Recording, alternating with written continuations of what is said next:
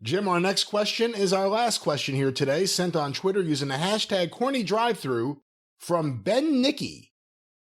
Ben Nicky? Bend, B-E-N-D, Nicky.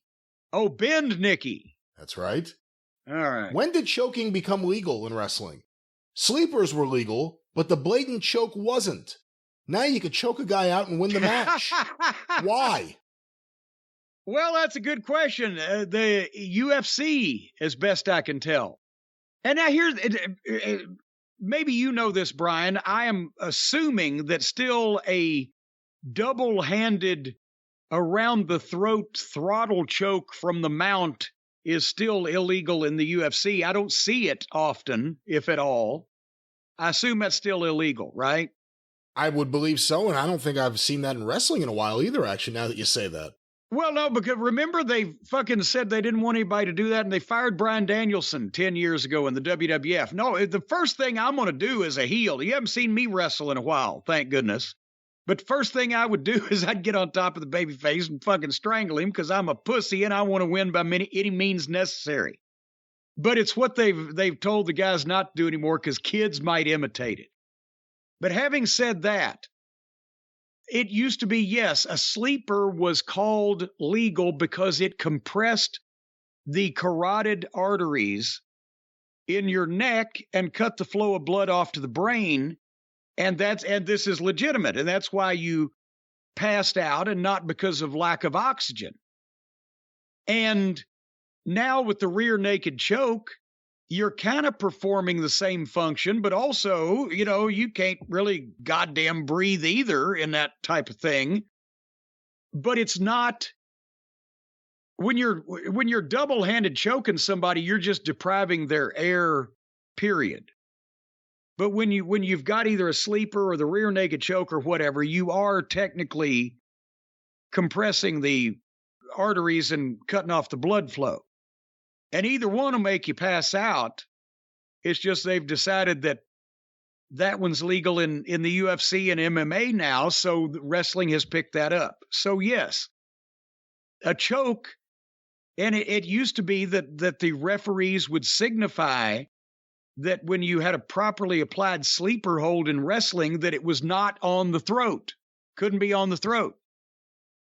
There was never any change of those rules, except all of a sudden, MMA got popular and they were doing it, so the wrestlers started doing it too. And no, when you look at it like that, it doesn't make any sense, but that's what happened.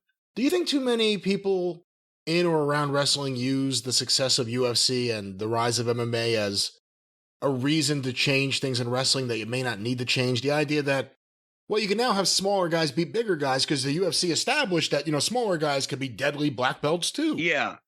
That argument now, you can't have guys win the same way they used to because people have been exposed to all new things with UFC. I've never bought those arguments at all because I always thought you're assuming every wrestling fan's a UFC fan and you're assuming every wrestling fan gives a fuck about what happens in the UFC or boxing or anything else. Yeah. Well, and that's correct. There was a crossover, especially in the early days, The Ultimate Fighter and the correlation with Raw and then The Ultimate Fighter following on Spike or whatever.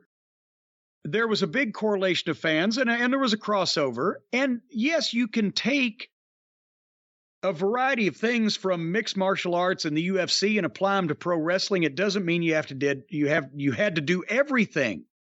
And with Ring of Honor, I was excited that in the late 2000s, here's a hot new sport. A lot of being MMA and UFC, a hot new sport, but a lot of the guys in Ring of Honor have cross-trained in mixed martial arts, and it's a hand-to-hand combat, and they exhibit that influence in their wrestling style, and that's good. It's youthful, it's young, it's different. It's a hot new sport. It's athletic. It's a real sport. Let's try to mimic that instead of this goddamn dog and pony show sports entertainment bullshit. But by the same token, that doesn't mean that you can have the 130-pound fucking Brazilian jiu-jitsu black belt, arm bar and tap out your 280-pound fucking former pro football player that everybody knows who he is because he might be a star one of these days. You still have to work things. And it doesn't all have to be, or now just suddenly matches just end out of nowhere with no build to the finish because that's the way they do in the UFC. Sometimes there's a build to the finish in the UFC. It builds to a crescendo. They just didn't plan it that way, but it does. And when you have the ability to plan a crescendo, you ought to take advantage of that ability. So, yeah, just ending the matches with a tap out of nowhere with no build or giving neither guy an out or whatever, that's a thing that we could have done without. There's some good influences, and with everything, there's some bad influences. People go too far or go whole hog, whatever the fuck. Do you think UFC's popularity over the last 25 years and whatever portion of the wrestling audience that is, does that mean that you could never get a move that on the face of it is somewhat ridiculous? Although, if you apply the claw to someone, you could hurt them if they have a small head or whatever it may be. Or you got a big hand. Or you have a big hand. It could really hurt, but the idea of the claw being a finisher or like the stomach claw, like these are things that are ridiculous to people. Even with the UFC being as popular as it is, do you think in this day and age, if you took something like the claw or the stomach claw and you got it over each and every week with someone who people actually care about on TV, it could still work even in this era of the UFC? Yes.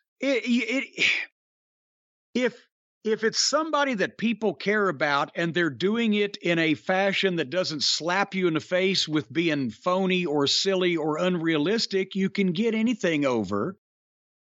It's just the way you do it and the way that you approach it. And again, the stomach claw is let Dick the Bruiser put the stomach claw on you and see whether it's fucking real or not.